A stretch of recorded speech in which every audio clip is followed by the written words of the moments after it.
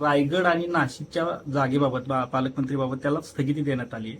खरं तर तुम्ही त्या ठिकाणी आपण म्हणजे उमेदवार आपलेच इच्छुक होते याबाबत चर्चा होती, गोगावले असतील होईल, त्याच्यावर मार्ग निघेल. आता काही काळजी करू नका. बघा, तुम्हाला सगळ्या जेवढ्या चिंता आहेत त्याच्याविषयी तुमच्या चिंता प्रश्न आपाप सुटतायत की नाही. काल तुमच्याकडे अडचण होती या दोन ह्याच्यावर, तर त्याच्यामध्ये आणखी आज तुम्हीच म्हणताना स्थगिती दिली, त्यामुळे त्याच्यावर निर्णय होईल. तुम्ही गावी आले का प्रश्न सुटतात असं म्हणायचं तुम्ही. गावी मला इथे बघा एवढा लाखो लोकांना, शेवटी बघा माझी जबाबदारी काय, माझा एकच उद्देश आहे, या भागाचा कायापालट करणे, संपूर्ण विकास करणे. महाराष्ट्रामध्ये तर अनेक अशी जे पर्यटनाला चालना देणारी, वाव देणारी ठिकाणं आहेत, त्यांना तर डेव्हलप करणारच.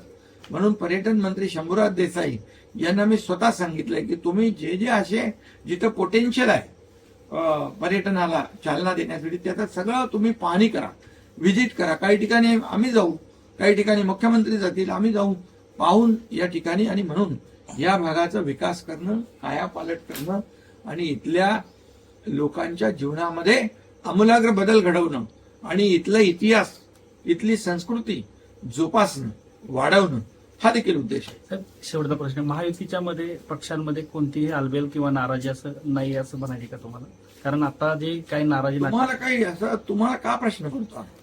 तुम्हाला प्रश्न जेव्हापासून निवडणूक झाल्यापासून, तुम्हाला तिकीट वाटपापासून पण सगळे प्रश्न सुटत गेले आहे की नाही.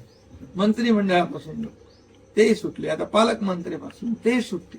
नाही, गोगावलेंची नाराजी त्यातनं स्पष्ट त्यांनी मुलाखतीमधून बोलली. नाही, शेवटी काय अपेक्षा करणं वावगं काय. शेवटी त्यांनी अनेक वर्ष रायगडमध्ये काम केलंय. म्हणजे अपेक्षा ठेवणं, मागणी करणं त्याच्यामध्ये काही चुकीचं नाहीये. त्यामुळे महायुती जी आहे, मी आहे, आमचे मुख्यमंत्री आहेत आणि दुसरे आमचे उपमुख्यमंत्री, आम्ही बसून त्याचा मार्ग काढू.